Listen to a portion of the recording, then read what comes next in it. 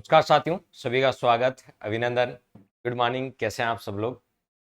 साथियों, अपन India polity पढ़ रहे थे और इंडिया पॉलिटी में यदि देखें तो अपना एक टॉपिक कंप्लीट हो चुका था, प्रस्तावना। दूसरे टॉपिक की अपन ने शुरुआत की थी, संविधान सभा, यानी संविधान का निर्माण कैसे हुआ। संविधान सभा बोल दो या संविधान का निर्माण कैसे हुआ, उसके बारे में अपन पढ़ रहे थे। संविधान सभा टॉपिक चल,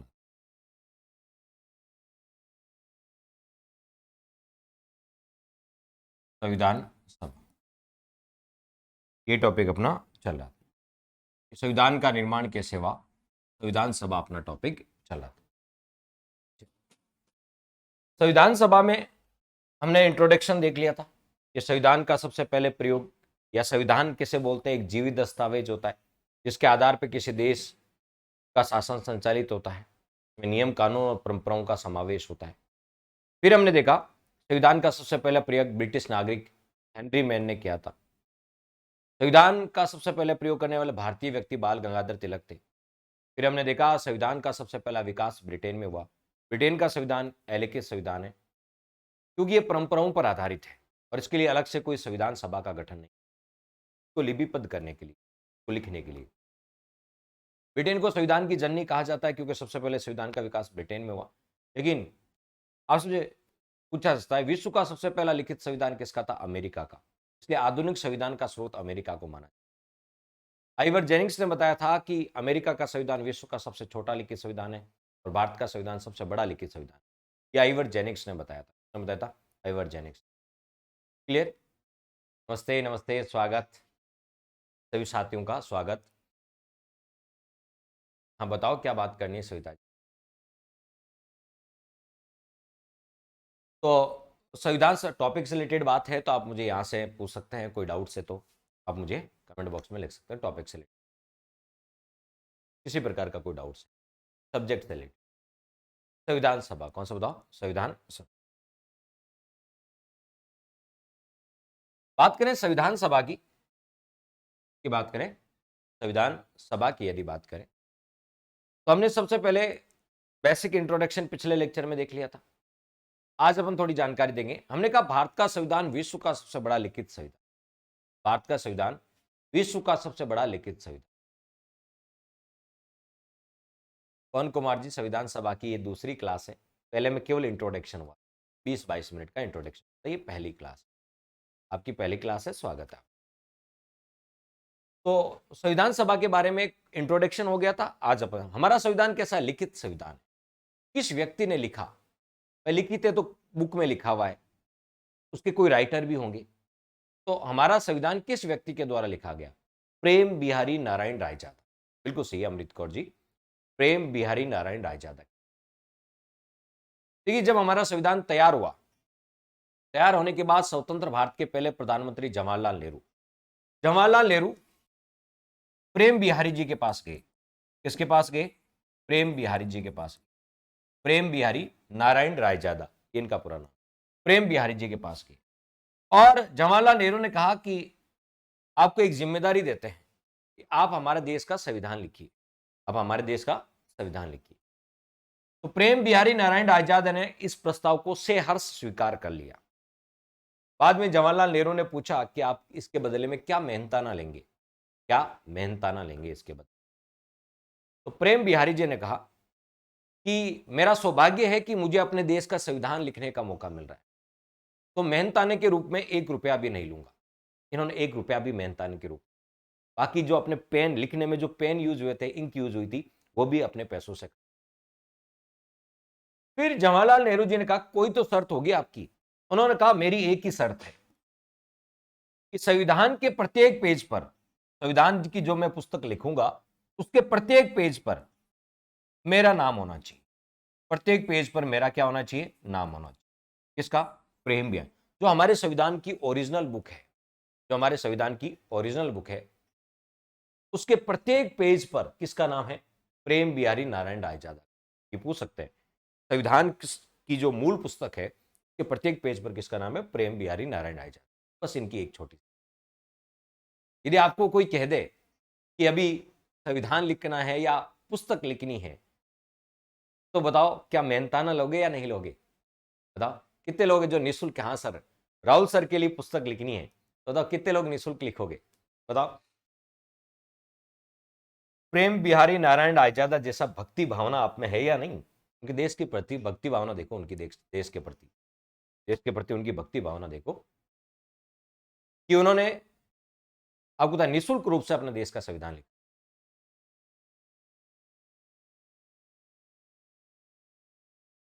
सर इकोनॉमिक और साइंस टेक का कोर्स लेना है सर मुझे, पर साइंस समझ में नहीं आती, क्या करूं? आप मेरे से पढ़ोगे साइंस तो हंसते मुस्कुराते समझ में आ जाए। जैसे पॉलिटी आ रही है, ज्योग्राफी आ रही है, कल्चर आ रही है, साइंस टेक भी मेरे से पढ़ोगे ना तो आपको हंसते मुस्कुराते समझ में। मैं साइंस का स्टूडेंट हूँ, साइंस तो मैं आपको बहुत अच्छे से, टेक्नोलॉजी वाला पार्ट, चिंता ना करें।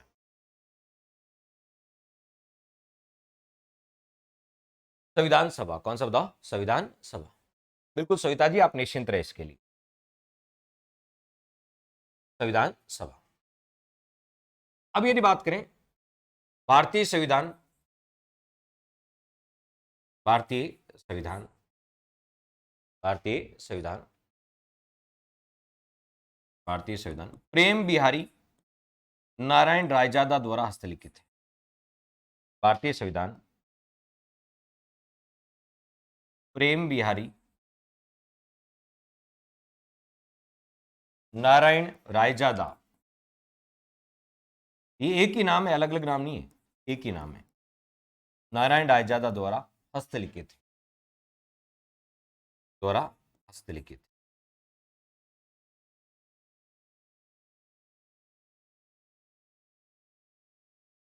इन्होंने जो संविधान लिखा था वो हिंदी में लिखा था या इंग्लिश में लिखा था?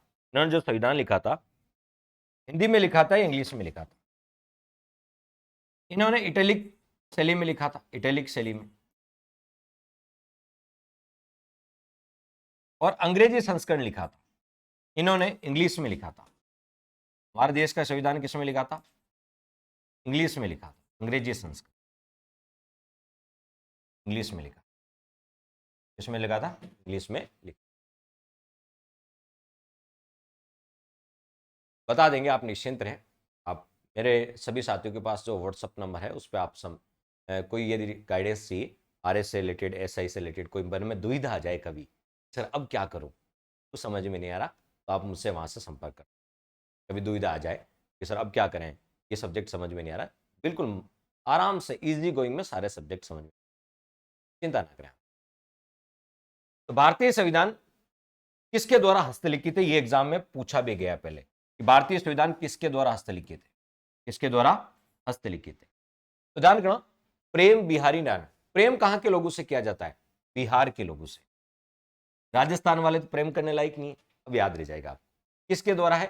प्रेम बिहारी नारायण रायजादा द्वारा हस्तलिखित है। कौन सी शैली में? इटैलिक शैली में लिखा है, और अंग्रेजी संस्करण इनके द्वारा लिखा गया। ये इंपॉर्टेंट प्रश्न है जो आपसे पूछा जाए कि भारतीय संविधान किसके द्वारा हस्तलिखित।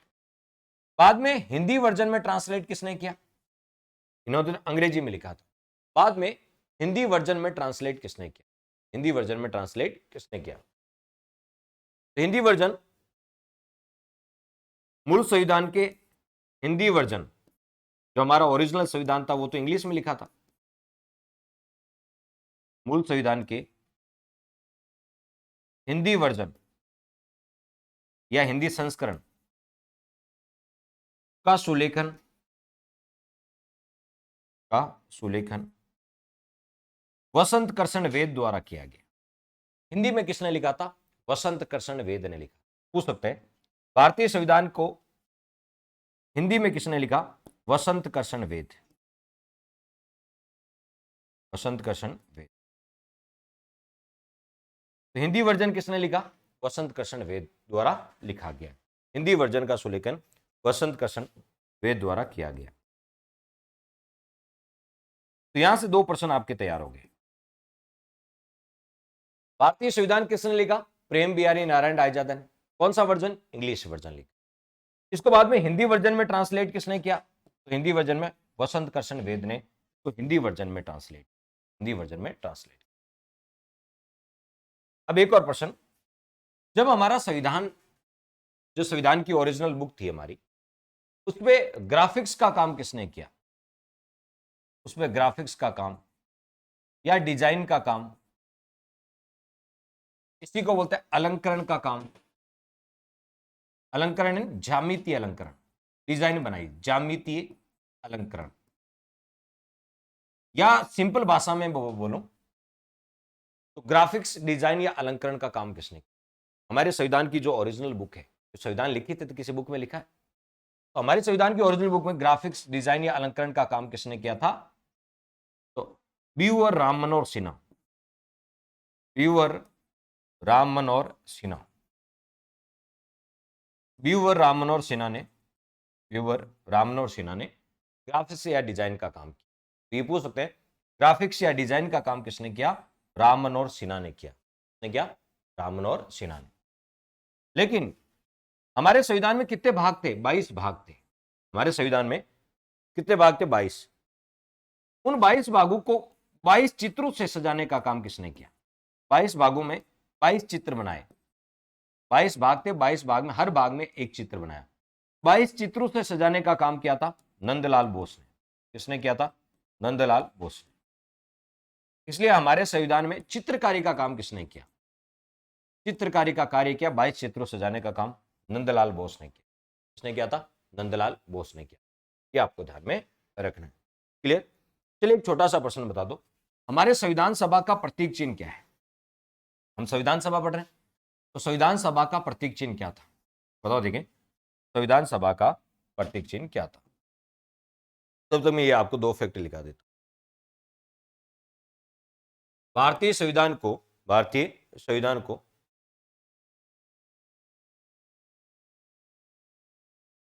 भारतीय संविधान को भारतीय संविधान में ग्राफिक्स,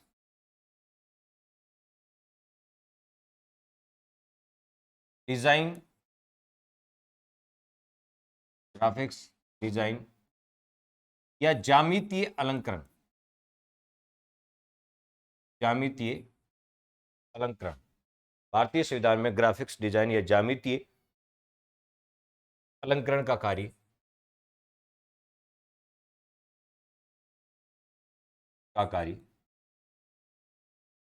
व्यूअर राम मनोहर सिन्हा ने किया।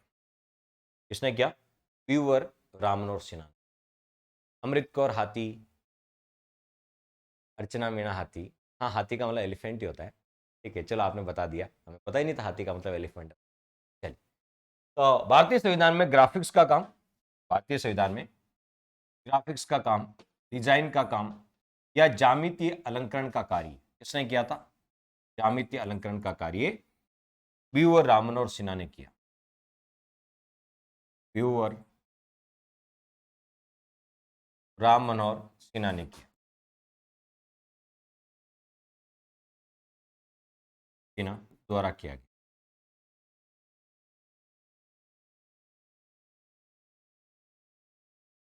किया गया। क्या क्या? फिर पूछेंगे 22 चित्र किसने बनाए? 22 भाग है, 22 चित्र। भारतीय संविधान की मूल प्रति को, ओरिजिनल जो प्रति है, भारतीय संविधान की मूल प्रति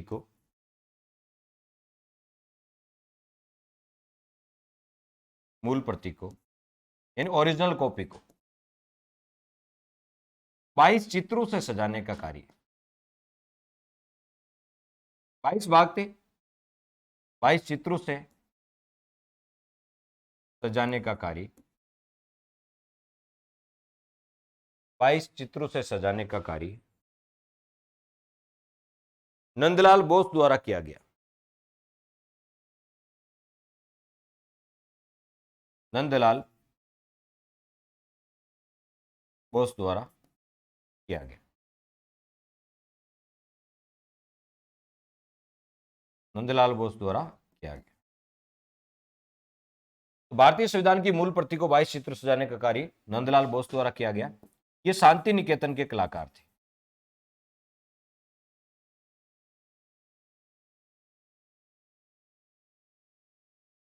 ये कहां के? शांति निकेतन के कलाकार।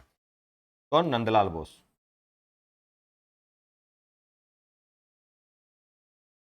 देखिए संविधान सभा, संविधान को बनाने वाली सभा क्या कहलाती है? संविधान सभा। संविधान सभा का प्रतीक चिन्ह क्या था? संविधान सभा का प्रतीक चिन्ह क्या था? प्रतीक चिन्ह का मतलब है जब भी कोई कार्य होता था उसकी मोहर लगती थी। कि क्या लगती थी? मोहर लगती थी। और मोहर पे हाथी बना हुआ था। हाथी हमारा राष्ट्रीय विरासत पशु है। राष्ट्रीय पशु तो बाघ है, राष्ट्रीय विरासत पशु, राष्ट्रीय विरासत पशु हाथी है। तो हमारे संविधान सभा का प्रतीक चिन्ह क्या थी? हाथी था। क्या था? हाथी। संविधान सभा की मोहर पे क्या? हाथी का यूज होता था। संविधान सभा का प्रतीक चिन्ह लोगो। संविधान सभा का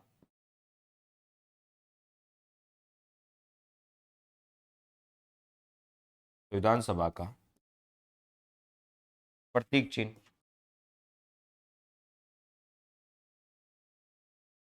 यानी लोगो। संविधान सभा का प्रतीक चिन्ह हाथी। संविधान सभा का प्रतीक चिन्ह क्या था? हाथी था। इसे मोहर के रूप में यूज किया, प्रयुक्त किया जाता। इसे जब मोहर लगती थी, कोई भी काम होता था उस पर मोहर लगती थी, इसे मोहर के रूप में प्रयुक्त किया जाता था।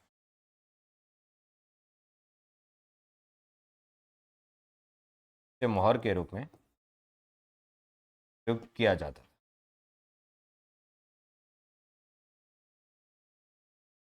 किसके रूप में? मोहर के रूप में प्रयोग किया जाता।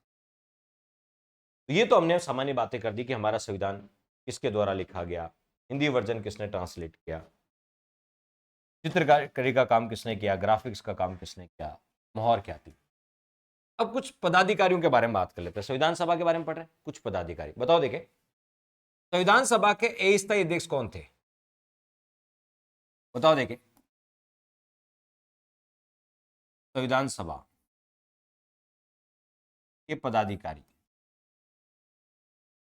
बताओ। संविधान सभा के अस्थायी अध्यक्ष कौन थे? संविधान सभा के अस्थायी अध्यक्ष किसे?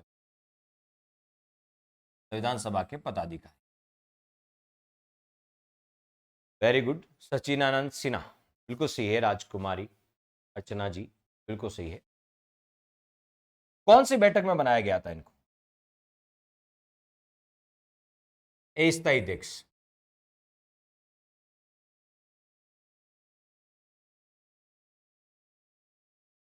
अस्थायी अध्यक्ष किसे? सत्यचित प्लस आनंद, यानी आनंद लिया था पूरा पूरा। सच्चिदानंद सिन्हा बिहार के थे। कहां के थे? बिहार के थे सच्चिदानंद सिन्हा। इनको प्रथम बैठक में, प्रथम बैठक 9 दिसंबर 1946 में बनाया गया। पहली बैठक में इनको अस्थायी अध्यक्ष बनाया गया। पहली बैठक में इनको अस्थायी अध्यक्ष बनाया गया 9 दिसंबर 1946।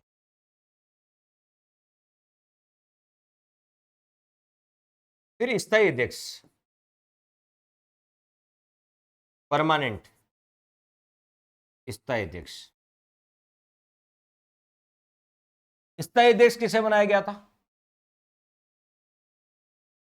डॉक्टर राजेंद्र प्रसाद। बताओ कौन सी बैठक में बनाया गया? कौन सी बैठक में बनाया गया? तीसरी बैठक। पहली बैठक 9 दिसंबर को हुई थी, दूसरी 10 दिसंबर को, तीसरी 11 दिसंबर को, चौथी 12, पांचवी 13। यानी पहला अधिवेशन चला था 9 से लेकर 23 दिसंबर तक। 9 से लेकर 23 दिसंबर, इसमें टोटल 11 बैठकें हुई थी। पहला अधिवेशन था 9 से 23 दिसंबर। पहले अधिवेशन में 11 बैठकें हुई थी।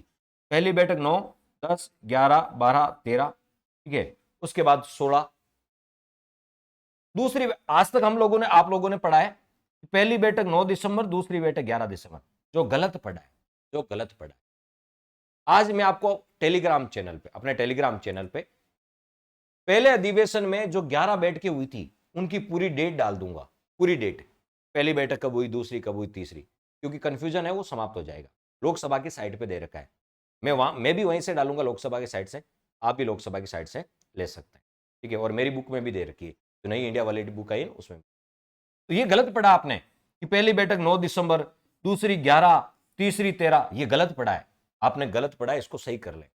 पहली बैठक 9, दूसरी 10 को हुई थी, अभी पूछा था सेकंड ग्रेड में। दूसरी बैठक कब हुई? 10 दिसंबर को। तीसरी 11, चौथी 12, पांचवी 13, फिर 16, 17, 18, ऐसे। तो मैं पूरी पहले अधिवेशन में 9 से लेकर 23 दिसंबर तक चला था, उसमें 11 बैठ के हुई थी। उनकी डेट मैं आज आपको टेलीग्राम पे डाल दूंगा ताकि डाउट्स ना हो। लोकसभा की साइड लोकसभा.nic.in, लोकसभा.nic.in उस साइट पे है ये। तो स्थायी अध्यक्ष doctor Rajendra Prasad.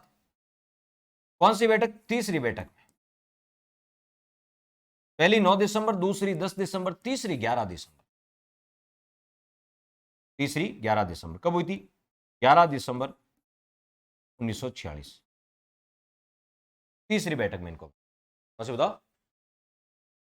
Telegram channel आप मैया पाठशाला पे भी मिल जाएगा और मेरे जीके पॉइंट राहुल दोनों पे डाल दूंगा मैं आज। ये टेलीग्राम चैनल है जीके पॉइंट राहुल या मैया पाठशाला, कोई सा भी ज्वाइन कर लो, दोनों पे आपको अवेलेबल करा दो, दोनों पे आपको अवेलेबल करा दो।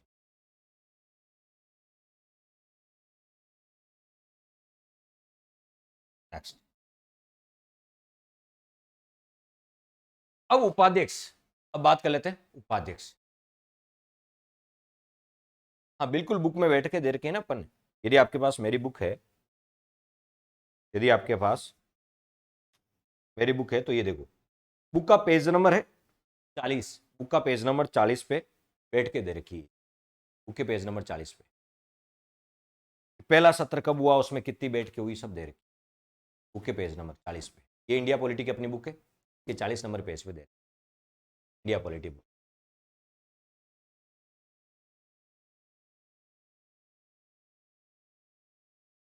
अब उपाध्यक्ष, संविधान सभा के दो उपाध्यक्ष थे, जैसे एक स्थायी और एक अस्थायी। इसी प्रकार संविधान सभा के दो उपाध्यक्ष थे। कितने? दो उपाध्यक्ष। पहले थे एच.सी. मुखर्जी। एच.सी. मुखर्जी पहले उपाध्यक्ष, एच.सी. मुखर्जी। हाँ, अभी तक आपने राजस्थान पॉलिटी खरीदी होगी, ये इंडिया पॉलिटी।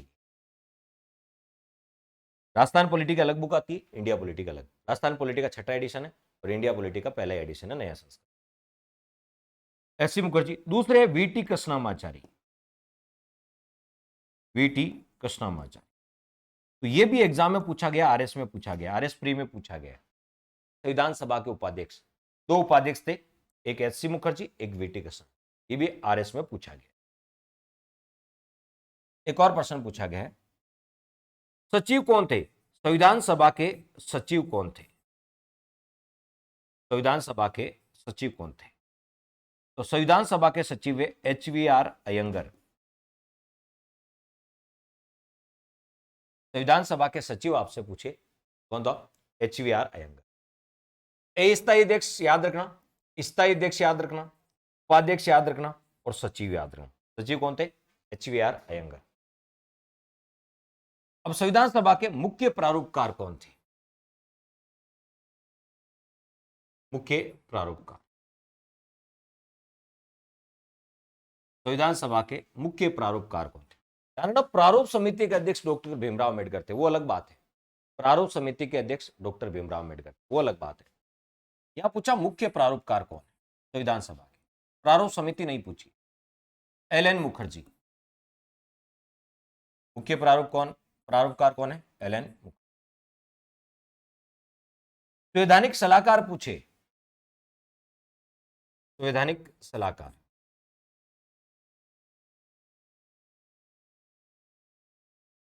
संवैधानिक सलाहकार, तो संवैधानिक सलाहकार कौन थे? बी.एन. राव। भीमराव अम्बेडकर मत कर देना, B N. Rao.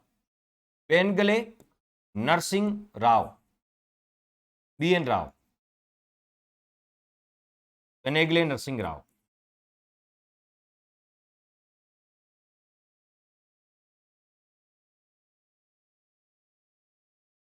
Penegale Narasimha Rao, B N. Rao, B N. Rao. Clear?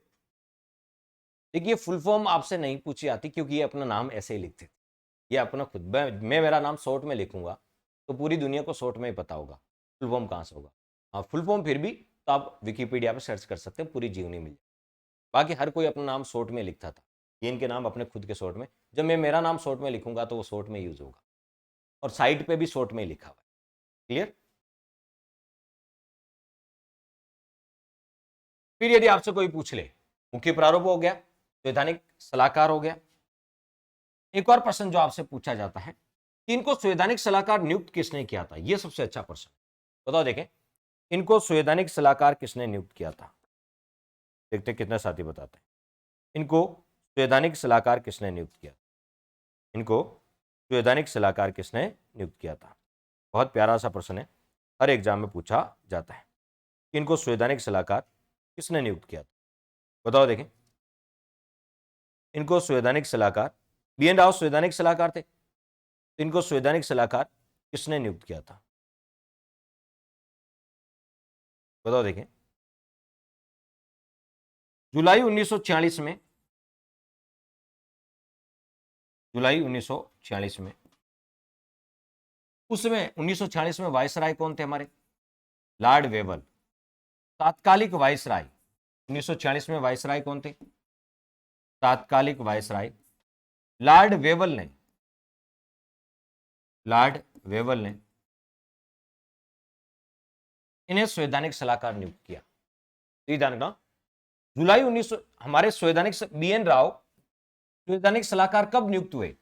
जुलाई 1946 में। किसने नियुक्त किया? वायसराय लॉर्ड वेवल ने नियुक्त किया। वायसराय लॉर्ड वेवल ने नियुक्त किया था। लॉर्ड वेवल ने संवैधानिक सलाहकार नियुक्त किया, संवैधानिक सलाहकार नियुक्त,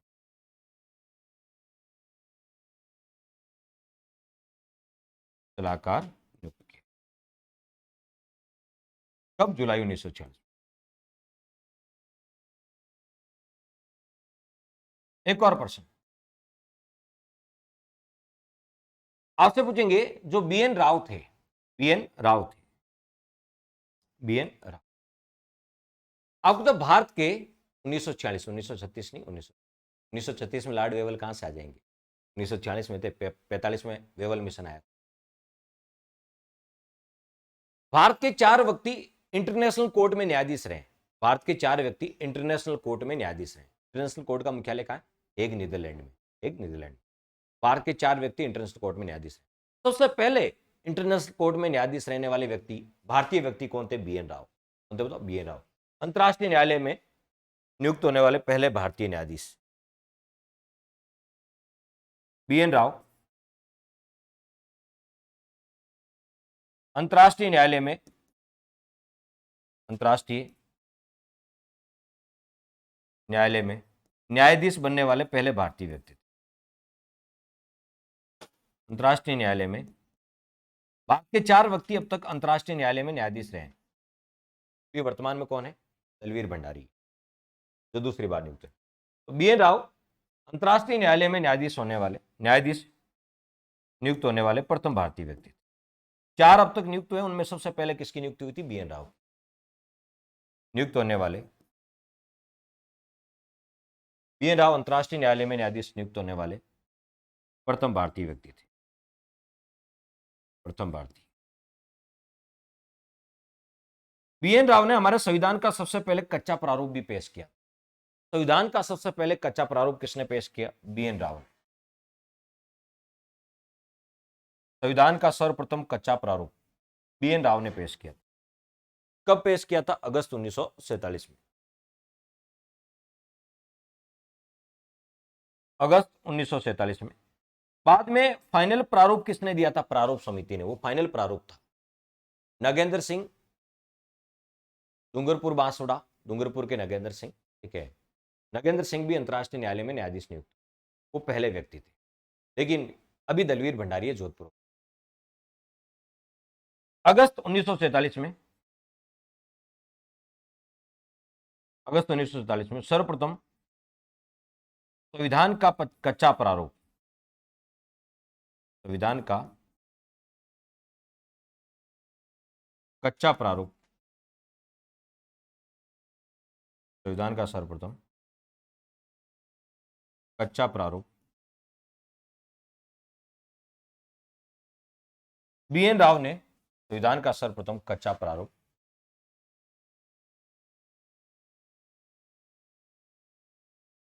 बी.एन. राव ने प्रस्तुत किया।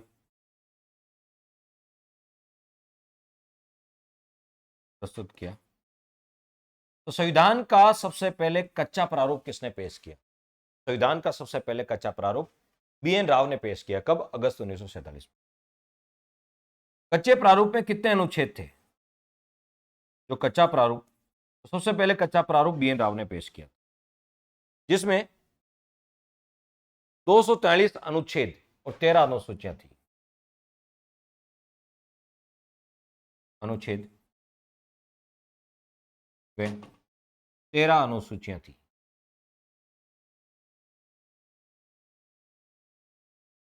दो सौ 43 अनुच्छेद व 13 अनुसूचियां।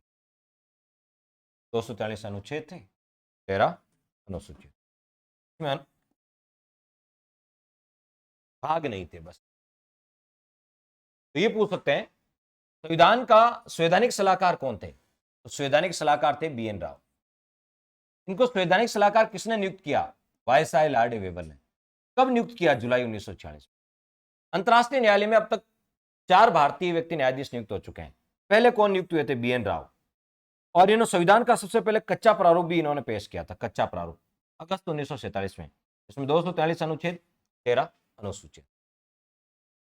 फिर आगे बढ़ते हैं। अब आपसे कोई पूछ ले, यहां से एक और इससे पूछा जा सकता है,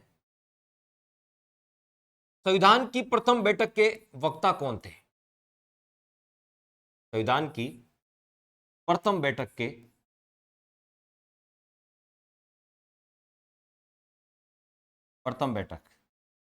प्रथम वक्ता कौन थे?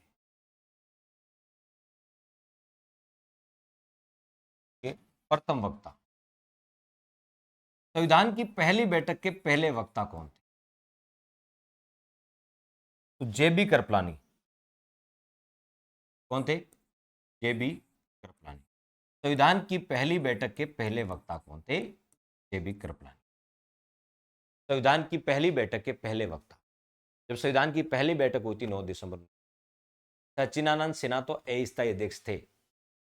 जब संविधान की पहली बैठक हो रही थी 9 दिसंबर 1946 को दिल्ली में सेंट्रल हॉल में, सुबह 11 बज रहे थे, तब सबसे पहले जे.बी. कृपलानी खड़े हुए। जे.बी. कृपलानी खड़े होकर कहा कि हमें अस्थायी अध्यक्ष, जो सबसे अनुभवी व्यक्ति है, सच्चिदानंद सिन्हा को बनाया जाना चाहिए। सबसे पहले खड़े होकर बोले कौन थे? जे.बी. कृपलानी बोले थे। और उन्होंने किसके नाम का प्रस्ताव रखा? सच्चिदानंद सिन्हा के नाम का प्रस्ताव, और फिर उनको अस्थायी अध्यक्ष। तो संविधान की प्रथम बैठक के पहले वक्ता कौन थे? वक्ता पूछ सकते हैं। तो संविधान के प्रथम वक्ता भी पूछ सकते हैं। पहली बैठक के वक्ता या प्रथम वक्ता कौन थे? जे.बी. कृपलानी। जे.बी. कृपलानी। संविधान का प्रथम वाचन, संविधान का प्रथम वाचन, संविधान का पहला वाचन, संविधान पर 3 वाचन हुए थे, 3 डिस्कशन हुए थे। संविधान पे कितने? 3 वाचन हुए थे। पहला हुआ था 4 नवंबर 1948 को। पहला वाचन 4 नवंबर 1948 को पहला डिस्कशन। टोटल 3 वाचन हुए थे। पूछ सकते हैं संविधान के कितने वाचन हुए? 3। संविधान का प्रथम वाचन 4 नवंबर 1948। संविधान का प्रथम वाचन किसने किया था? संविधान का पहला वाचन किया था doctor Sarvepalli Radhakrishnan. Doctor Sarvepalli Radhakrishnan, S Radhakrishnan, इन्होंने संविधान का पहला वाचन किया। वाचन का आंसर अलग होगा। पहला वाचन किसने किया और पहले वक्ता का आंसर होगा अलग। वक्ता कौन थे? जे.बी. कृपलानी। अब आपसे एक और प्रश्न यहां से पूछा जाता है, संविधान निर्मात्री सभा के अध्यक्ष कौन थे? संविधान निर्मात्री सभा के अध्यक्ष। इनमें से बहुत सारी जानकारी आप पहली बार पढ़ रहे होंगे। हो सकता है कई साथियों ने पहले पढ़ी होगी, लेकिन बहुत सारी जानकारी पहली बार पढ़ी।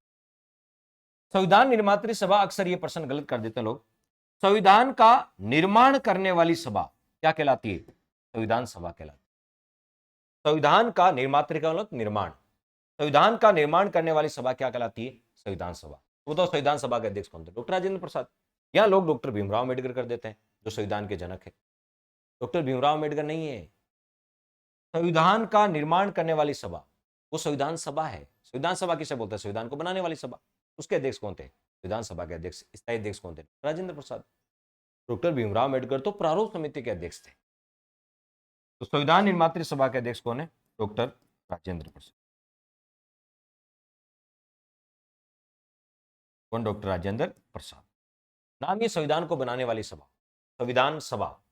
संविधान सभा के स्थायी अध्यक्ष कौन थे? डॉक्टर राजेंद्र प्रसाद। ये भी आप, संविधान के जनक या पिता किसे कहा जाता है?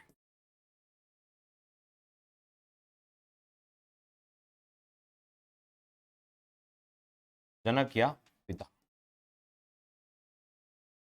संविधान के जनक या पिता किसे कहा जाता है? डॉक्टर भीमराव अम्बेडकर, बाबा साहब डॉक्टर भीमराव।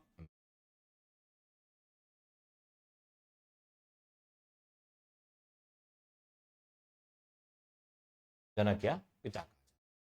चलिए, ये तो हो गए कुछ फैक्ट्स। अब आ जाते हैं अपन टॉपिक पे। अब अपना टॉपिक शुरू।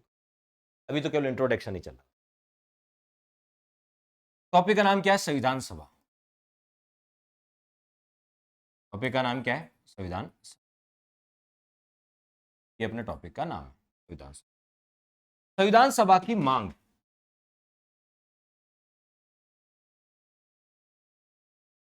कि भारतीयों के लिए संविधान सभा बनाओ, समय समय पर हम मांग करते आए। किससे मांग कर रहे थे? हमारे ऊपर किसका अधिकार था? ब्रिटिश सरकार का। तो हमने ब्रिटिश सरकार से समय समय पर मांग की। फर्स्ट ग्रेड के फर्स्ट पेपर का कोर्स लेना बिल्कुल अवेलेबल है बबली मीना जी, आप ले सकते हैं। महिला पाठशाला ऐप पर ही फर्स्ट ग्रेड के first paper course available.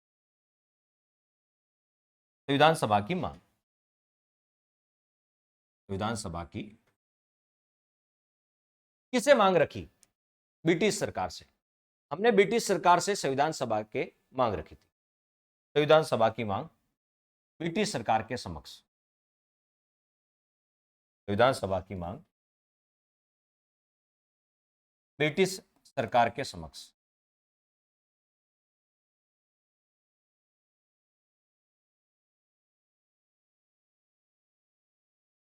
British सरकार के संविधान सभा की मांग हमने ब्रिटिश सरकार के सामने रखी, क्योंकि हमारे ऊपर किसका अधिकार था? इंग्लैंड का अधिकार था, अंग्रेजों का अधिकार था, ब्रिटिश सरकार का अधिकार। तो हमने समय समय पर अंग्रेजों के सामने मांग रखी कि हमारे लिए संविधान सभा बना दो। क्यों? संविधान सभा संविधान को बनाएगी। संविधान को बनाने वाली सभा क्या कहलाती है? संविधान सभा। तो वो संविधान को बनाएगी, संविधान को बनाएगी। तो संविधान सभा गठित होगी तभी तो भारत का संविधान बनेगा। तो हमने संविधान सभा की मांग रखी थी ब्रिटिश सरकार के साथ। सबसे पहले मांग कब रखी थी? सर्वप्रथम मांग कब रखी गई? हमने समय समय पर मांग रखी, तो सबसे पहले मांग कब रखी थी? सर्वप्रथम 1895 में। सर्वप्रथम 1895 में बाल गंगाधर तिलक ने,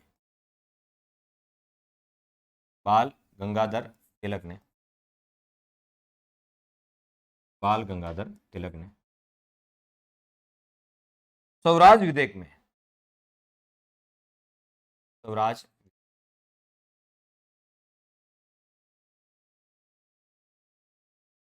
स्वराज विधेयक। सबसे पहले मांग किसने रखी थी? बाल गंगाधर तिलक ने। कब? 1895 में। 1895 में स्वराज विधेयक में संविधान सभा की मांग रखी, लेकिन अंग्रेजों ने इसको स्वीकार नहीं किया। सभा की मांग रखी,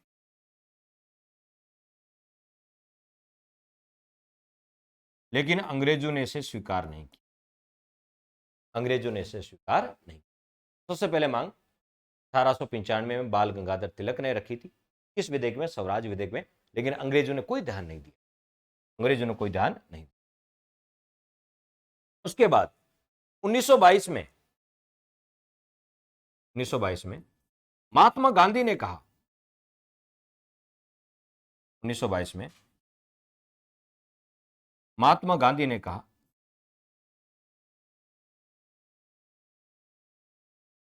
भारतीयों का संविधान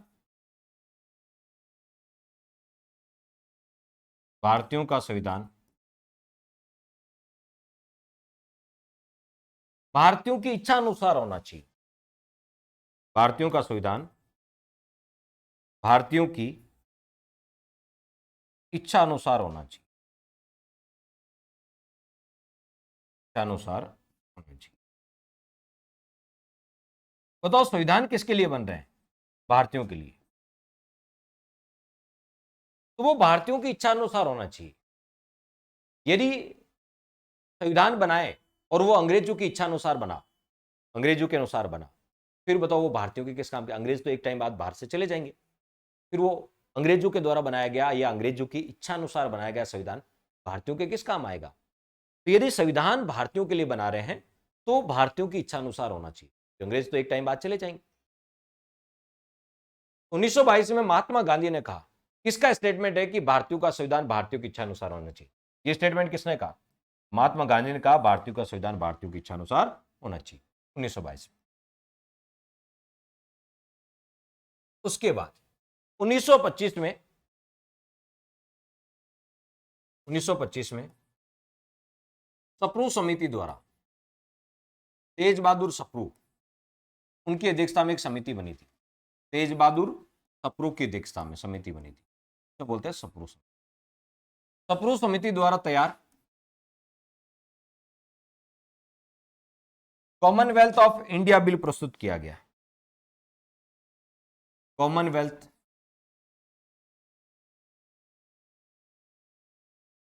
of India, Commonwealth of India bill प्रस्तुत किया गया। कॉमनवेल्थ ऑफ इंडिया, कौन सा? कॉमनवेल्थ ऑफ इंडिया बिल प्रस्तुत किया गया।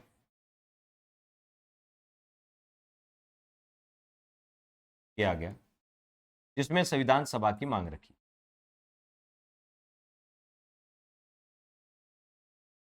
जिसमें संविधान सभा की मांग रखी। जिसमें संविधान सभा की मांग रखी गई। हाँ बिल्कुल बिल्कुल, पूरा सिलेबस है, जो नहीं है वो अपलोड कर देंगे। कुछ है और जो नहीं है वो अपलोड हो जाएगा। जिसमें संविधान सभा इंडिया बिल प्रस्तुत किया गया, जिसमें संविधान सभा की मांग रखी गई, लेकिन अंग्रेजों ने स्वीकार नहीं की। हम अभी तक केवल मांग रख रहे हैं अंग्रेजों के सामने, अंग्रेजों ने अभी तक स्वीकार नहीं। उसके बाद 1928 में मोतीलाल नेहरू ने नेहरू रिपोर्ट पेश की थी। 1928 में मोतीलाल नेहरू द्वारा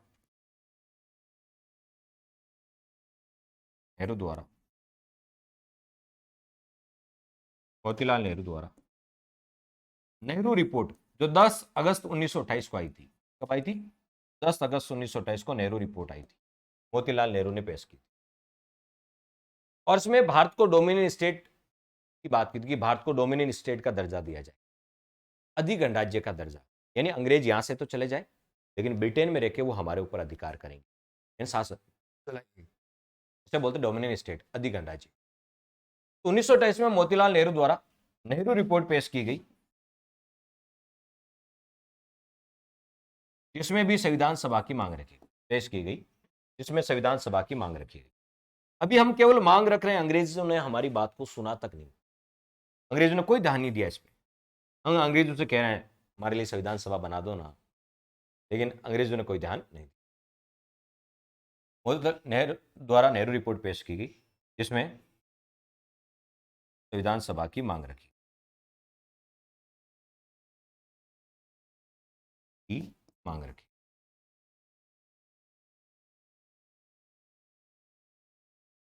संविधान सभा की मांग रखी, लेकिन कोई ध्यान नहीं दिया, कोई ध्यान नहीं। उसके बाद लाइट चली गई, क्लास कभी भी बंद हो सकती है, क्लास कभी भी बंद हो सकती है, लाइट चली गई। सर्वप्रथम व्यक्तिगत रूप से औपचारिक मांग किसने? सर्वप्रथम 1934 में, 1934 में सर्वप्रथम व्यक्तिगत रूप से, व्यक्तिगत रूप से संविधान सभा की औपचारिक मांग,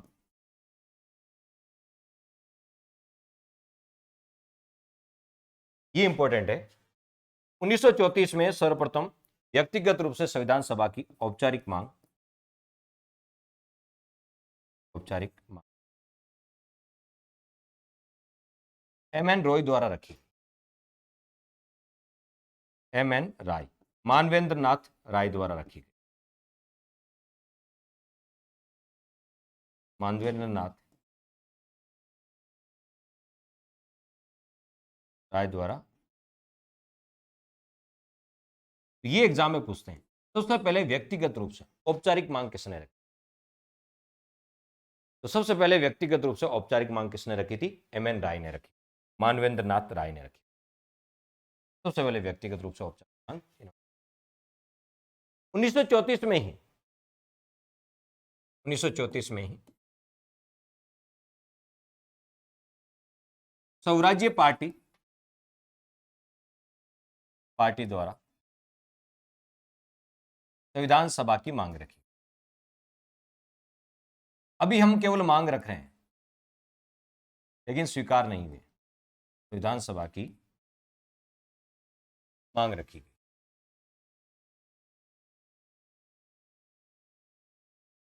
लेकिन अभी तक स्वीकार नहीं हुई। 1935-36 में, 1935-36 में कांग्रेस का फैजपुर अधिवेशन हुआ। हर साल कांग्रेस का अधिवेशन होता था। कांग्रेस की स्थापना 1885 में हुई, उसके बाद हर साल कांग्रेस का अधिवेशन। 1935-36 में कांग्रेस का फैजपुर अधिवेशन हुआ, फैजपुर अधिवेशन हुआ,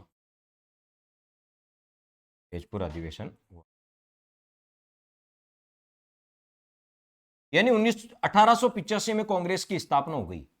उसके बाद 1885 से लेकर 1934 तक कांग्रेस ने एक बार भी नहीं कहा अपने अधिवेशन में कि हमारे लिए संविधान सभा बना दो।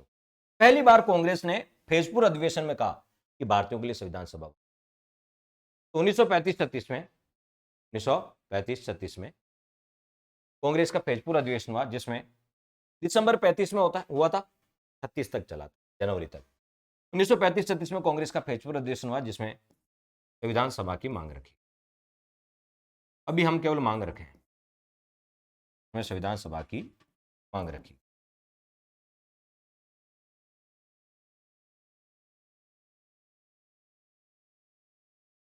लेकिन अभी तक हमारी मांग स्वीकार नहीं हुई, अभी तक हमारी मांग स्वीकार नहीं हुई। 1938 में, 1938 में जवाहरलाल नेहरू ने कहा, जवाहरलाल नेहरू ने कहा कि संविधान सभा का चुनाव,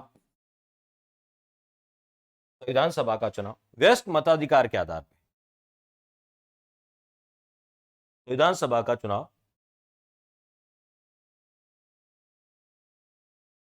वयस्क मताधिकार के वयस्क मताधिकार के आधार पर होना चाहिए, ताकि संविधान सभा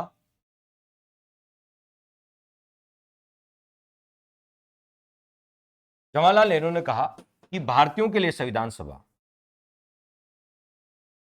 भारतीयों के लिए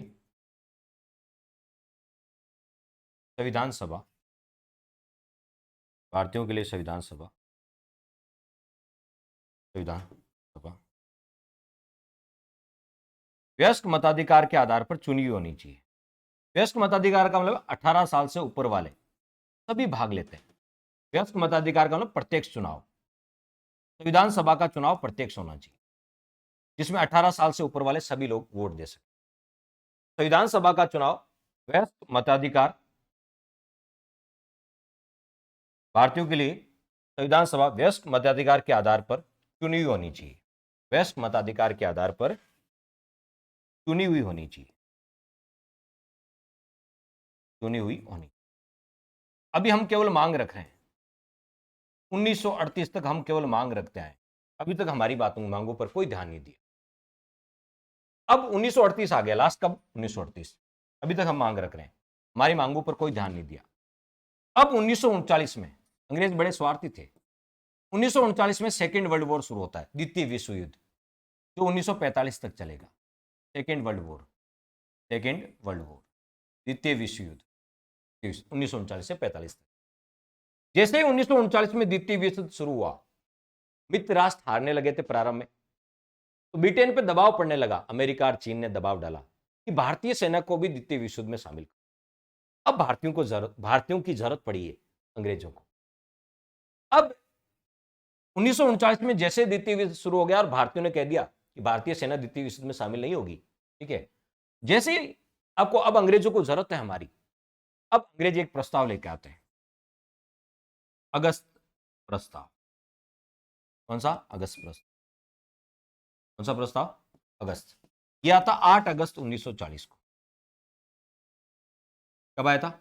8 अगस्त 1940 को अगस्त प्रस्ताव। अब अंग्रेजों को भारतीयों की जरूरत है, तो भारतीयों को जरूरत है, तो भारतीयों को मनाने के लिए, भारतीयों को मनाने की कि भारतीय सेना को भी द्वितीय विश्व में शामिल करें, उसके लिए अगस्त प्रस्ताव लाया गया था 8 अगस्त 1940 को। कौन लेके आए थे? उसमें हमारे तात्कालिक वायसराय थे लॉर्ड लिनलिथगो। तात्कालिक वायसराय कौन थे? Lord Linlithgow. लॉर्ड लिनलिथगो द्वारा अगस्त प्रस्ताव लाया गया था।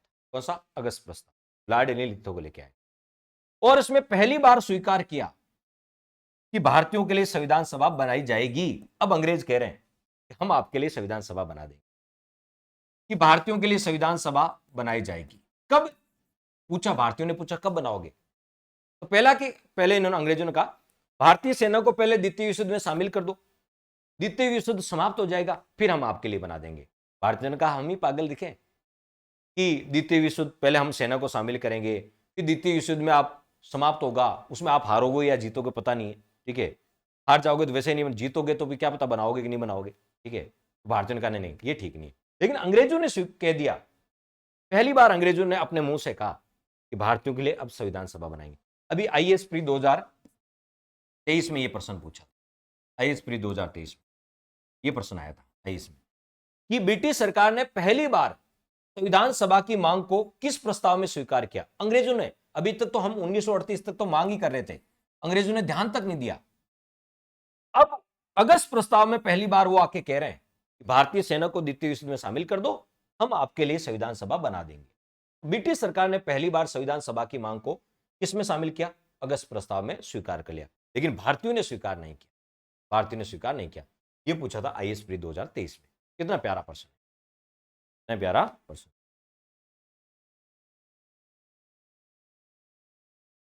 संविधान सभा का चुनाव अप्रत्यक्ष होता है, बात बिल्कुल सही है, संविधान सभा का। लेकिन जवाहरलाल नेहरू ने कहा हमारे लिए प्रत्यक्ष होनी चाहिए। वो तो जवाहरलाल नेहरू की डिमांड थी। जवाहरलाल नेहरू की क्या थी? डिमांड थी। हाँ, ये क्वेश्चन पूछा गया था। तो ब्रिटिश सरकार ने पहली बार अब आके वो कह रहे हैं कि हम आपके लिए संविधान सभा, हमने इसको स्वीकार कर दिया। उसके बाद आता है क्रिप्स मिशन। कौन सा आता है? क्रिप्स मिशन, मार्च 1942 में। कब आता है? मार्च 1942 में क्रिप्स मिशन। इसके अध्यक्ष थे स्टेफोर्ड क्रिप्स, जो उस समय ब्रिटेन के युद्ध मंत्री थे। जब द्वितीय विश्व चल रहा था उसमें ब्रिटेन के प्रधानमंत्री कौन थे? चर्चिल थे। कौन थे? चर्चिल। और ब्रिटेन के युद्ध मंत्री थे स्टेफोर्ड क्रिप्स। तो चर्चिल जो ब्रिटेन के प्रधानमंत्री थे द्वितीय विश्व युद्ध के समय, उन्होंने अपने युद्ध मंत्री को भारत भेज दिया। युद्ध मंत्री कौन थे? Stafford Cripps. उनकी अध्यक्षता में एक दल भारत भेजा। और जब क्रिप्स मिशन भारत आया, क्योंकि इसके अध्यक्ष थे स्टेफोर्ड क्रिप्स, इसलिए इसका नाम हो गया Cripps mission. Cripps mission Bharat आया तो उसने 2-3 बातें कही कि एक तो भारतीयों के लिए संविधान सभा बना देंगे। कब बनाओगे? द्वितीय विश्व समाप्त होने के बाद। भारतीयों को यह बात ठीक नहीं लगी। दूसरा इसमें कहा कि भारत को डोमिनियन स्टेट का दर्जा देंगे, भारत को डोमिनियन स्टेट का दर्जा देंगे। आधा अधूरा गणराज्य। हमने डोमिनियन स्टेट कब मांगा था? नेहरू रिपोर्ट में मांगा था। 1928 में नेहरू रिपोर्ट में हमने अंग्रेजों से डोमिनियन स्टेट, अधि गणराज्य का दर्जा मांगा था और अंग्रेजों को 1 साल का समय दिया था, 1928 से 1929। फिर 31 दिसंबर 1929 को दिल्ली 31 दिसंबर 1929 को लाहौर अधिवेशन हुआ था पाकिस्तान में। लाहौर अधिवेशन रावी नदी के तट पे, जवाहरलाल नेहरू उसके अध्यक्ष थे और आधी रात्रि को लाहौर रावी नदी के तट से घोषणा की थी कि अब हमें पूर्ण स्वराज्य चाहिए। हम 1929 में कह चुके हैं तो हमें पूर्ण स्वराज्य चाहिए और आने वाली 26 जनवरी को पहला स्वतंत्रता दिवस मनाएंगे, ऐसी घोषणा हमने की। तो हमने नेहरू रिपोर्ट कब मांगी थी? 1928 में। नेहरू रिपोर्ट में हमने डोमिनियन स्टेट मांगा था, 1928 नेहरू रिपोर्ट में मांगा। और अंग्रेज अब 1942 में आके कह रहे हैं कि अब आप डोमिनियन स्टेट ले लीजिए, अधि गणराज्य ले लीजिए। हम पागल हम ही दिखे? हमने 1928 में मांगा था, अब 1942 में आके कह रहे हैं अब आधा अधूरा गणराज्य ले लो, डोमिनियन स्टेट। इसका मतलब क्या होता है कि अंग्रेज यहां से चले जाएंगे, ब्रिटेन में रहकर भारत पर अधिकार करेंगे। भारतीयों ने कहा नहीं, अब हमें पूर्ण स्वराज्य चाहिए। हम तो 1929 में कह चुके हैं लाहौर अधिवेशन में पूर्ण स्वराज्य चाहिए, अब हमें आधा अधूरा नहीं चाहिए। इसलिए महात्मा गांधी ने क्रिप्स मिशन के बारे में कहा पोस्ट डेटेड चेक, ऐसा चेक जिसकी डेट बीत चुकी, क्योंकि हमने चेक लगाया था 1928 में और चेक की डेट थी 1929, 1 साल का समय दिया 1929 तक। 1929 में इसकी डेट बीत गई। अब ये 1942 में आके कह रहे हैं कि अब आप डोमिनियन स्टेट ले लो। तो क्रिप्स मिशन को पोस्ट डेटेड चेक, उत्तर दिनांकी चेक की संख्या किसने दी? महात्मा गांधी ने दी, महात्मा गांधी ने। और जवाहरलाल नेहरू ने एक स्टेप और कहा, दिवालिया बैंक का उत्तर दिनांकी चेक। अभी तक हम मांग रख रहे थे, अब अंग्रेज हमारी मांग को स्वीकार करेंगे।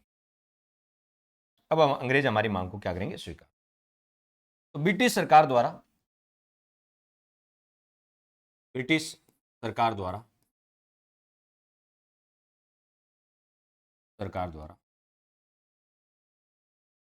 संविधान सभा की मांग को स्वीकार। संविधान सभा की मांग को स्वीकृति। ब्रिटिश सरकार ने संविधान सभा की मांग को कब स्वीकार किया? संविधान सभा की मांग को स्वीकृति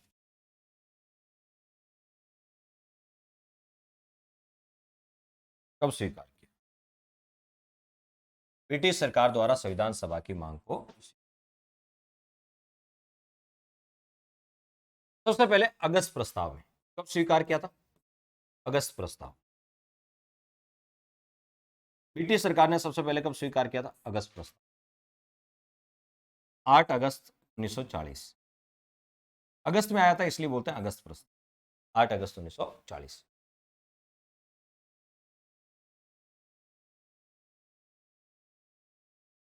ब्रिटिश सरकार ने सर्वप्रथम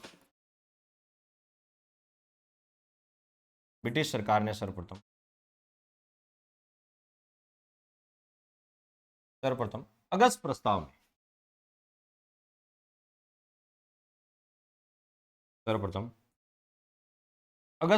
में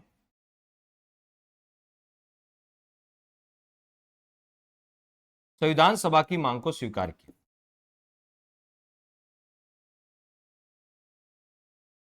संविधान सभा की मांग को स्वीकार किया, की मांग को स्वीकार कर लिया कि हम आपके लिए संविधान सभा बनाएंगे, को स्वीकार किया। संविधान सभा की मांग को स्वीकार किया। क्या अंग्रेजों ने तो स्वीकार कर दिया, ब्रिटिश सरकार ने कहा हम आपके लिए संविधान सभा बना देंगे। संविधान सभा की मांग को या आईएएस प्री में पूछा था 2023 में, अभी सबसे लेटेस्ट। लेकिन भारतीयों ने स्वीकार कर दिया। क्यों? क्योंकि इसमें कहा था कि द्वितीय विश्व युद्ध समाप्त होने के बाद बनाएंगे। ये भारतीयों को ठीक नहीं लगा, लेकिन भारतीयों ने स्वीकार कर दिया। अंग्रेज तो कह रहे हम बना देंगे, लेकिन भारतीयों ने इसको अस्वीकार कर दिया।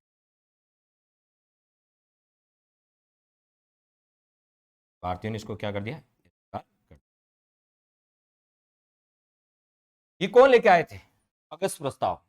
तात्कालिक वायसराय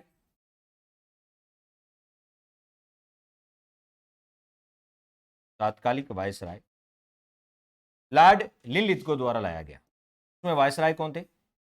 लॉर्ड लिनलिथगो।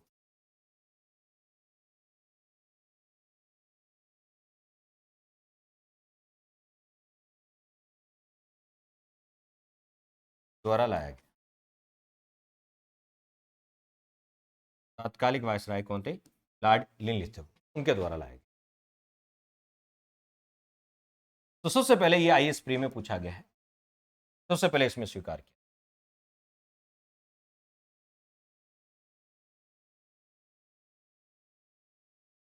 दो 2023 में ये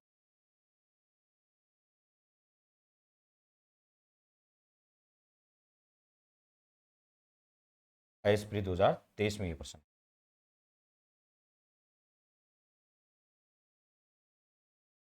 लेकिन हमने इसको क्या कर दिया? अस्वीकार। उसके बाद क्रिप्स मिशन।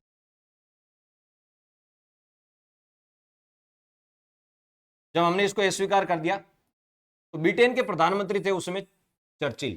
चर्चिल ने ब्रिटेन के युद्ध मंत्री को ही भेज दिया, और ब्रिटेन के युद्ध मंत्री कौन थे?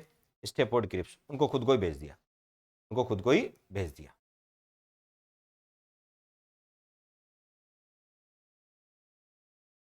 इसकी घोषणा कब हुई थी? क्रिप्स मिशन की घोषणा कब हुई थी? 11 मार्च 1942 को।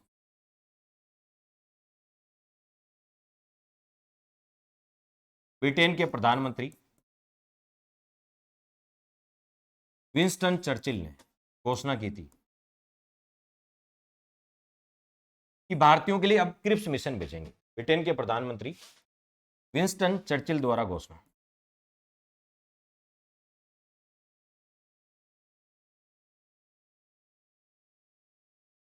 चर्चिल द्वारा घोषणा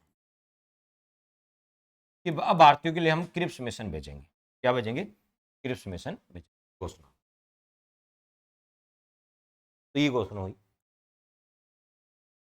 भारत कब भेजा गया था? ये मिशन 23 मार्च को भारत पहुंचा। घोषणा हुई थी 11 मार्च को। 23 मार्च 1942 को भारत पहुंचा।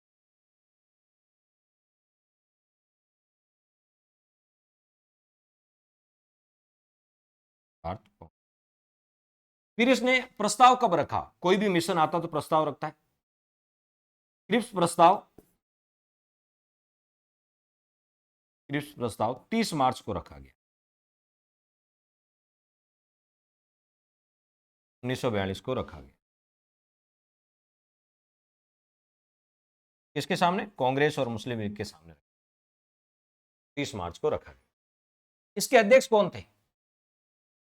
इसके अध्यक्ष थे स्टेफोर्ड क्रिप्स। इस मिशन के अध्यक्ष कौन थे? Stafford Cripps. मिशन के अध्यक्ष कौन थे? Stafford Cripps. ये ब्रिटेन के युद्ध मंत्री थे, तात्कालिक युद्ध मंत्री।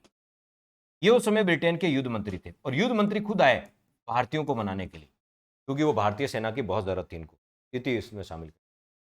स्टेफोर्ड क्रिप्स तात्कालिक 11 सदस्यीय दल था। कितने सदस्यीय दल था ये? 11 सदस्यीय दल था। 11 सदस्यीय दल।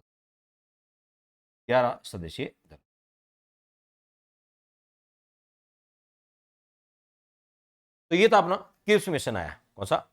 जब भी कोई मिशन आता तो कोई ना कोई सुझाव देता है, कुछ सिफारिशें करता है। जी कुछ पूछ रहे हैं? डोमिनियन स्टेट का भी मैंने बताया था। डोमिनियन स्टेट का मतलब होता है अधिगण राज्य। डोमिनियन स्टेट हिंदी में बोलते हैं इसको अधिगण राज्य, यानी आधा अधूरा गणराज्य। यानी ब्रिटेन यहां से, भारत से तो चले जाएंगे, भारत से यहां से लोग चले जाएंगे, ब्रिटेन चले जाएंगे, यानी अंग्रेज भारत से चले जाएंगे, लेकिन ब्रिटेन में जाकर भारत पर नियंत्रण रखेंगे, यानी भारत को उपनिवेश बना के रखेंगे। भारत को अपने, अभी तो वो अंग्रेज भारत में है और भारत पे उनका डायरेक्ट नियंत्रण है। फिर वो अंग्रेज भारत से तो चले जाएंगे, ब्रिटेन चले जाएंगे, लेकिन ब्रिटेन जाके भी भारत पर वो नियंत्रण रखेंगे। इन पूरी तरह गणराज्य नहीं मिलेगा, आधा अधूरा मिलेगा। इसे बोलते हैं डोमिनियन स्टेट, उपनिवेश जिसमें। अर्चना जी समझ में आ गया? क्रिप्स मिशन की सिफारिशें। कोई भी मिशन आता तो अपनी सिफारिशें करता है। क्रिप्स मिशन की सिफारिश।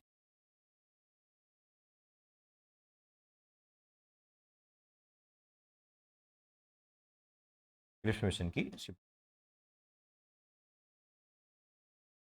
क्रिप्स मिशन की सिफारिश। पहली सिफारिश की क्रिप्स मिशन ने सबसे जो पहली सिफारिश की थी कि भारतीयों के लिए संविधान सभा द्वितीय विश्व युद्ध की समाप्ति के बाद, जब सेकेंड वर्ल्ड वार समाप्त हो जाएगा, और यही बात हमें अच्छी नहीं लगी। अंग्रेज हमेशा यही कह रहे हैं, अच्छा सेकेंड वर्ल्ड वार समाप्त हो जाएगा उसके बाद संविधान सभा बनाएंगे। भाई उसके बाद नहीं, पहले बनाओ, तब हम आपकी बात माने। द्वितीय विश्व युद्ध की समाप्ति के बाद, द्वितीय विश्व युद्ध की समाप्ति के बाद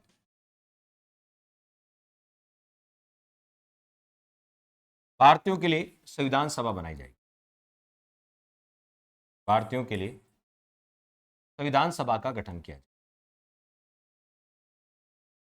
द्वितीय विश्व युद्ध की समाप्ति, ये भी कह रहे हैं, अगस्त प्रस्ताव में भी कहा अंग्रेजों ने पहली बार कि हम भारतीयों के लिए संविधान सभा बनाने के लिए तैयार हैं, लेकिन भारतीयों ने बात नहीं मानी। क्रिप्स मिशन में भी कह रहे हैं कि हम भारतीयों के लिए संविधान सभा बनाएंगे, लेकिन कब बनाएंगे? सेकेंड वर्ल्ड वार समाप्त होने के बाद। ये बात भारतीयों ने स्वीकार नहीं की। भारतीयों के लिए अंग्रेज तो कह रहे हैं हम आपके लिए संविधान सभा बनाएंगे, भारतीयों के लिए संविधान सभा बनाई जाएगी। द्वितीय युद्ध समाप्त होने के बाद भारतीयों के लिए संविधान सभा बनाई, लेकिन भारतीयों को यह बात अच्छी नहीं लगी। पहली सिफारिश तो ये की थी। दूसरी सिफारिश क्या की? दूसरी सिफारिश इस मिशन में गई थी, अखिल भारतीय संघ बनाएंगे। रियासत, भारत में उसमें रियासतें होती थी, 565 रियासतें, प्रांत होते थे 11, उनको मिला के अखिल भारतीय संघ बनाने की बात की। रियासतों व प्रांतों को मिलाकर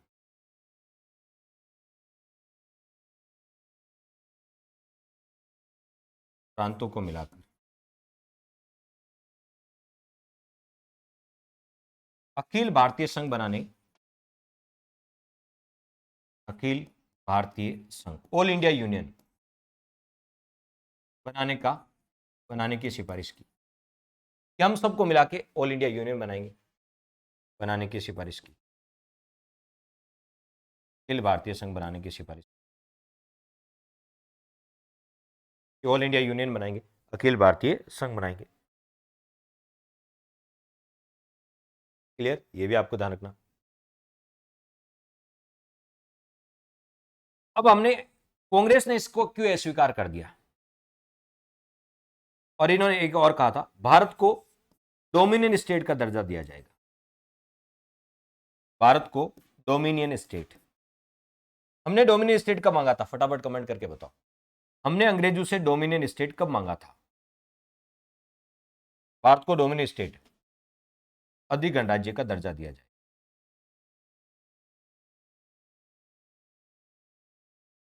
का दर्जा दिया जाए। हमने डोमिनियन स्टेट कब मांगा था? हमने मांगा था 1928 में, नेहरू रिपोर्ट में मांगा था। और अब ये 1942 में आके कह रहे हैं अब ले लो, अब हमें नहीं चाहिए, अब हमें नहीं। इसलिए महात्मा गांधी ने इसको पोस्ट डेटेड चेक की संख्या क्यों दी? अब समझ में आ गया। क्रिप्स मिशन को,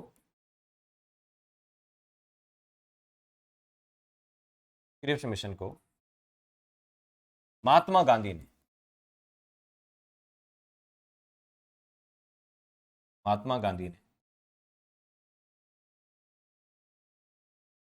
पोस्ट डेटेड चेक की संख्या दी। पोस्ट डेटेड चेक,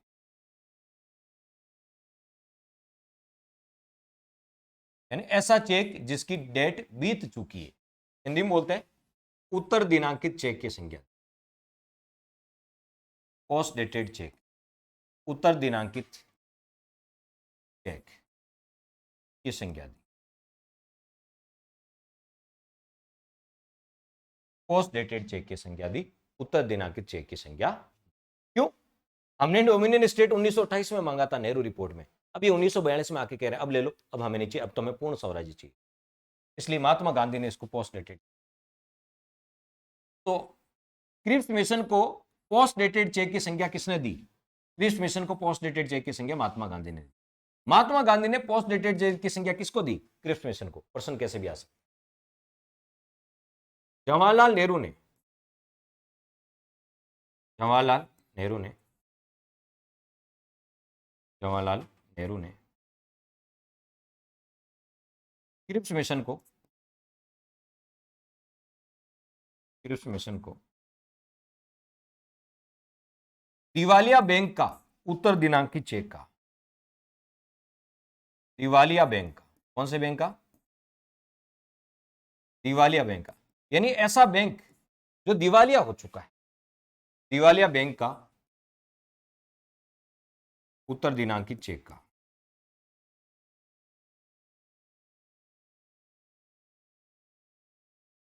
दिवालिया बैंक का उत्तर दिनांकित चेक किसने कहा? जवाहरलाल नेहरू ने। और केवल उत्तर दिनांकित चेक पूछे तो महात्मा गांधी। दिवालिया आ गया तो जवाहरलाल नेहरू। अब हमने, कांग्रेस ने इसको अस्वीकार कर दिया। कांग्रेस ने क्रिप्स मिशन को इसलिए अस्वीकार कर दिया, कांग्रेस ने क्रिप्स मिशन को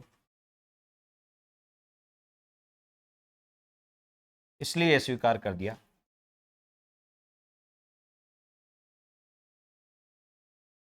स्वीकार कर दिया क्योंकि कांग्रेस ने क्यों स्वीकार नहीं किया इसको? क्योंकि इसने भारत को टुकड़ों में बांटने के रास्ते खोल दिए। भारत को टुकड़ों में बांटने के रास्ते खोल दिए। इकोनॉमी कब स्टार्ट करेंगे? इकोनॉमी और जो आपका साइंस टेक है वो 15 तारीख से, 15-16 तारीख से कांग्रेस ने, यानी मंडे से, मान लो मंडे से स्टार्ट हो। कांग्रेस ने क्रिप्स मिशन को, उसमें पहले स्टूडेंट जुड़ तो जाएं, क्योंकि स्टूडेंट्स जुड़ेंगे ना, ठीक है, तभी कोर्स शुरू करेंगे, नहीं तो आप लोग पीछे हो जाओगे। इसलिए, क्योंकि देखिए आरएस में और सब इंस्पेक्टर और महिला एसआई में जब तक आपकी इकोनॉमिक्स इंडिया और राजस्थान की और साइंस टेक अच्छी नहीं होगी तब तक सिलेक्शन के चांस कम होगा भी नहीं, क्योंकि कुछ 5 नंबर से रह जाओगे, 10 नंबर। यदि सिलेक्शन वास्तव में चाहिए तो इकोनॉमिक्स और साइंस टेक आपको अच्छी आनी चाहिए, कोई और लोगों से आपको एडवांस कर सकते। तो इसके लिए आप उस कोर्स में रजिस्टर हो जाओ, ताकि पहले दिन से आप क्लास में कंटिन्यू लाइव रहो, नहीं तो आप फिर पीछे रह जाओगे, पिछड़ जाओगे। मैं नहीं चाहता कि आप पिछड़ो। तो कांग्रेस ने क्रिप्स मिशन को इसलिए स्वीकार कर दिया क्योंकि इसने भारत को, क्योंकि क्यों स्वीकार कर दिया? क्योंकि इसने भारत को टुकड़ों में बांटने के, भारत को टुकड़ों में बांटने के, भारत को टुकड़ों में बांटने के दरवाजे खोल दिए, के दरवाजे, भारत को टुकड़ों में बांटने के दरवाजे खोल दिए। इसने भारत को अलग अलग टुकड़ों में बांटने के दरवाजे खोल दिए, टुकड़ों में बांटने के दरवाजे खोल दिए। हाँ, साइंस टेक और इकोनॉमिक्स का हो जाएंगे प्री। हाँ, प्री आराम से हो जाएगा। आप ये आपको एडवांस बनाएंगे। कांग्रेस ने इसलिए अस्वीकार कर दिया। मुस्लिम लीग ने अस्वीकार क्यों किया इसको? भाई कांग्रेस ने तो इसलिए कर दिया क्योंकि भारत को ये अलग अलग टुकड़ों में बांटने के दरवाजे खोल दिए थे।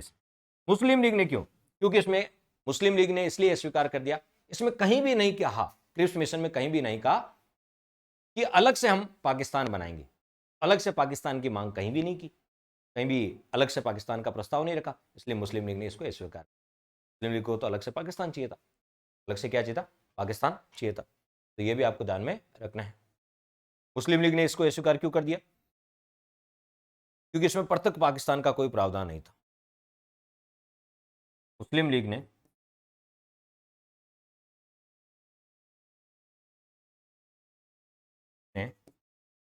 इसे इसलिए अस्वीकार कर दिया क्रिप्स मिशन को,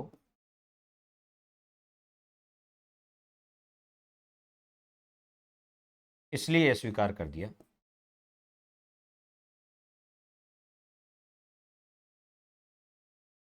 इसलिए स्वीकार कर दिया क्योंकि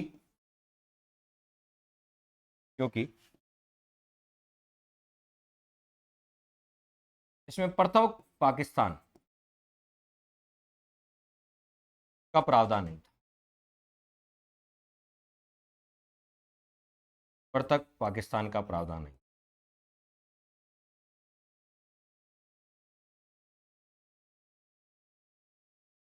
इसलिए क्रिप्स मिशन क्या हो गया, अस्वीकार हो गया। कांग्रेस ने भी अस्वीकार कर दिया और मुस्लिम लीग ने भी अस्वीकार, क्रिप्स मिशन भी अस्वीकार हो गया। चलिए, हाँ क्या पूछ रहे हैं? ये कोर्स अलग रखना सर, अगर किसी ने, हाँ अलग ही है ये कोर्स। जिन्होंने आरएस का ले रखा है साइंस और पीएसआई का ले रखा है, उनको महिला एसआई ने ले रखा है, उनको तो अलग से नहीं लेना है। बाकी कोई अलग से लेना चाहे तो इसे अलग से ले सकते। अब यदि बात करें 1939 से लेके 45 तक द्वितीय विश्व चला था। 45 में सेकेंड वर्ल्ड वॉर समाप्त हो गया, 45 में द्वितीय विश्व समाप्त हो गया। जैसे ही द्वितीय विश्व समाप्त हुआ, ब्रिटेन में सत्ता परिवर्तन हुआ। अब तक ब्रिटेन में प्रधानमंत्री कौन थे? चर्चिल थे। जैसे ही 1945 में द्वितीय विश्व समाप्त हुआ, उसके बाद ब्रिटेन में सत्ता चेंज हुई। चर्चिल की जगह प्रधानमंत्री बन गए क्लीमेंट एटली। कौन बन गए? क्लीमेंट एटली। और लेबर पार्टी की सरकार आ गई। इसकी मजदूर पार्टी, लेबर पार्टी की क्या आ गई? सरकार। 1945 में द्वितीय विश्व समाप्त होने के बाद ब्रिटेन में सरकार चेंज हो गई।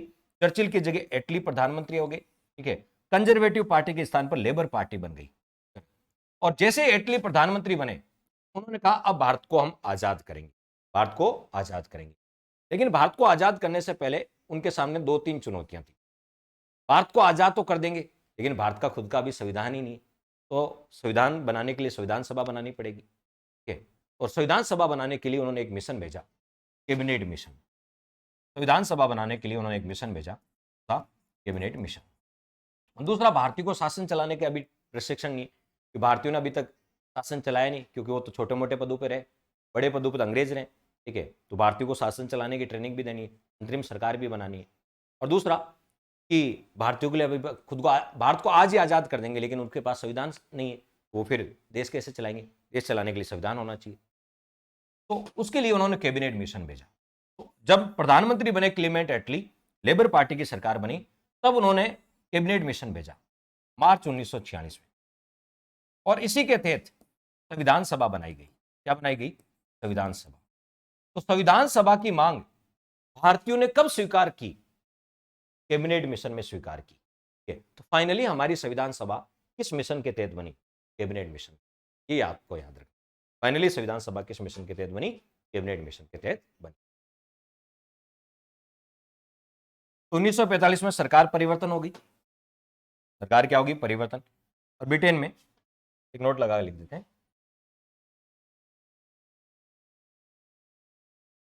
1945 में द्वितीय विश्व युद्ध की समाप्ति के बाद,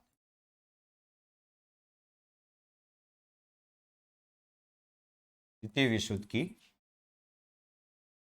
समाप्ति के बाद,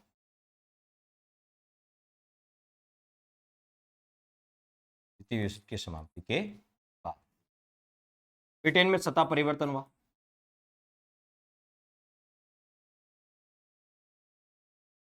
सत्ता परिवर्तन हुआ।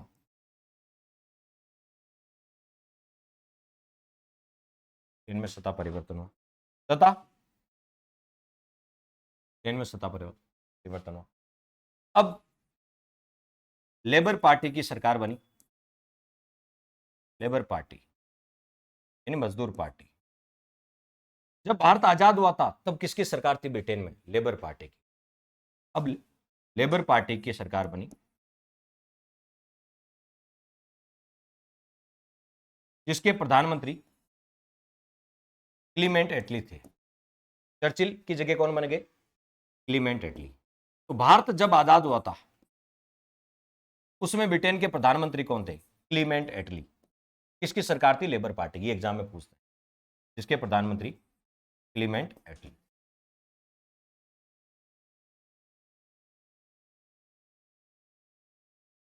इन्हीं के द्वारा कैबिनेट मिशन भारत भेजा गया। इन्हीं के द्वारा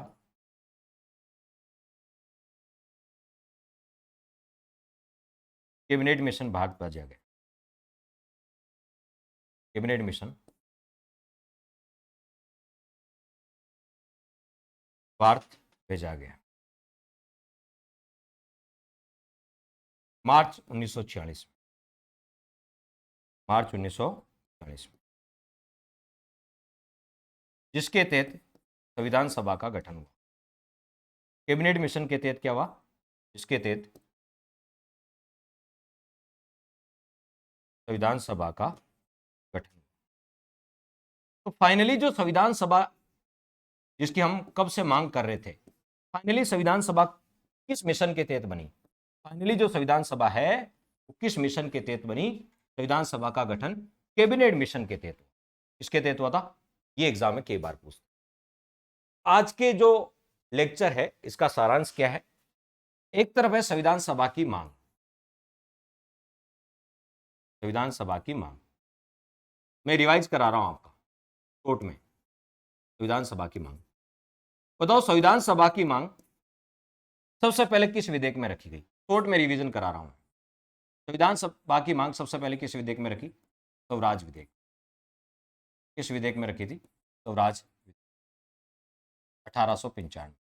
इसमें संविधान सभा की मांग रखी बाल गंगाधर तिलक ने। फिर 1922 में महात्मा गांधी ने कहा था भारतीयों का संविधान भारतीयों की इच्छा अनुसार, भारतीयों का संविधान भारतीयों की इच्छा। फिर 1925 में कॉमनवेल्थ इंडिया बिल प्रस्तुत किया गया था, कॉमनवेल्थ इंडिया बिल। इसमें भी संविधान सभा की मांग रखी, कॉमनवेल्थ इंडिया बिल प्रस्तुत। उसके बाद 1928 में नेहरू रिपोर्ट आई थी, इसमें भी संविधान सभा की मांग रखी। अभी केवल हम मांग ही रख रहे हैं।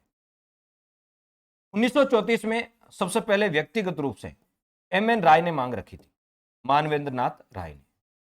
1934 में ही स्वराज पार्टी ने, स्वराज्य पार्टी ने, जिसको समाजवादी पार्टी भी कहा जाता है, समाजवादी पार्टी भी कहा जाता है, इसने भी संविधान सभा की मांग। 1935-36 के फैजपुर अधिवेशन में, कांग्रेस के कौन से फैजपुर अधिवेशन में संविधान सभा की मांग रखी। अभी तक हम केवल मांग रख रहे हैं। और 1938 में जवाहरलाल नेहरू ने मांग रखी थी कि हमारे लिए चुनी हुई वयस्क मताधिकार के आधार पर संविधान सभा, वयस्क मताधिकार के आधार पर संविधान सभा होनी। तो यह संविधान सभा की मांग है। अब आपके एग्जाम में क्या प्रश्न आएगा? किस विधेयक में संविधान सभा की मांग रखी? किस विधेयक में? तो आप कहोगे स्वराज विधेयक।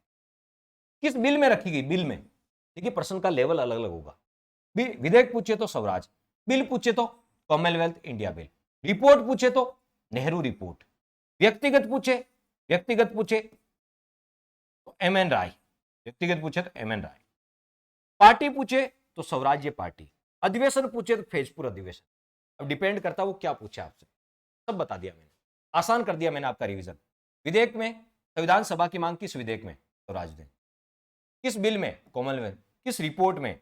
व्यक्तिगत किसने? पार्टी कौन सी? अधिवेशन कौन? उम्मीद करता हूं ये बात आपको अब भली भांति समझ।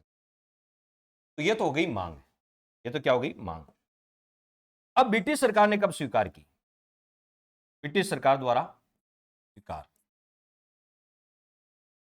ब्रिटिश सरकार द्वारा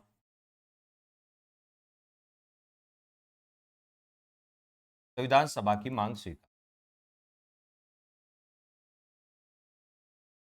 की मांग स्वीकार। तो बताओ, फटाफट बताओ, सबसे पहले ब्रिटिश सरकार ने कब स्वीकार की थी? सबसे पहले कौन बताता? देखिए कितने लोगों ने समझ में,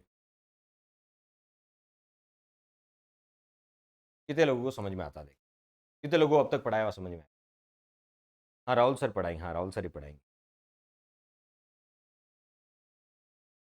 साइंस, टेक्नोलॉजी और इकोनॉमिक्स मैं खुद ही पढ़ाऊंगा, कोई दूसरा नहीं पढ़ाएगा, वो मेरा ही कोर्स है, मैं खुद ही पढ़ाऊंगा टेक्नोलॉजी और इकोनॉमिक्स वाला। तो ब्रिटिश सरकार द्वारा संविधान सभा, ब्रिटिश सरकार द्वारा संविधान सभा की मांग सबसे पहले अगस्त प्रस्ताव में स्वीकार की, लेकिन भारतीयों ने नहीं की थी। हाँ ब्रिटिश सरकार ने तो स्वीकार की थी अगस्त प्रस्ताव, लेकिन भारतीयों ने नहीं की। उसके बाद अंग्रेजों ने फिर कहा, क्रिप्स मिशन में भी कहा कि हम आपके लिए संविधान सभा बनाएंगे। क्रिप्स मिशन में भी कहा था, क्रिप्स मिशन में भी कहा हम आपके लिए संविधान सभा बनाएंगे, लेकिन हमने स्वीकार नहीं की। फाइनली कैबिनेट मिशन के तहत बनी। फाइनली कैबिनेट मिशन के तहत संविधान सभा का गठन हुआ। कैबिनेट मिशन के तहत संविधान सभा का गठन हुआ। फाइनली संविधान सभा का गठन किस मिशन के तहत हुआ? Cabinet mission. ये आज की क्लास का सारांश कि ये मांग और ये स्वीकार, बस यही तो पढ़ा आज आपने। कल अपन इसको शुरू करेंगे कैबिनेट मिशन। मैंने यहां तक लाके छोड़ा है आपको, कैबिनेट मिशन तक। कैबिनेट मिशन अभी पढ़ा है, यहां तक लाके छोड़ा। आज की क्लास में हमने क्या क्या पढ़ा? पिछली क्लास में संविधान का इंट्रोडक्शन था। आज में हमने देखा संविधान सभा के, हमारे संविधान के लेखक कौन है, हिंदी वर्जन किसने, चित्रकारी का काम, ग्राफिक्स का काम, मुहर में या प्रतीक चिन्ह क्या था, संविधान सभा के अध्यक्ष कौन थे, उपाध्यक्ष कौन थे, साथ ही साथ संवैधानिक सलाहकार कौन थे, प्रारूपकार कौन थे, सचिव कौन थे, पहली बैठक के वक्ता कौन थे, पहले वाचन के, इत्यादि ये तमाम फैक्ट्स थे।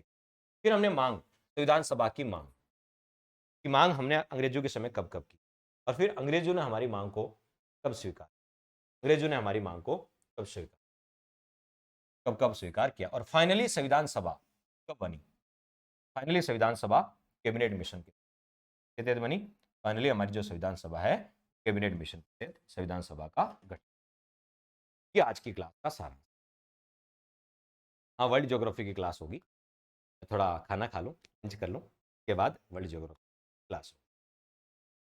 इंडिया ज्योग्राफी संडे चले, इंडिया ज्योग्राफी है वो संडे की क्लास, इंडिया ज्योग्राफी 2 घंटे की संडे को। इतनी बची इंडिया ज्योग्राफी। ये था आज का सेशन। उम्मीद करता हूँ अच्छे से। कल अपन कैबिनेट मिशन से आगे शुरू। धन्यवाद, थैंक्स।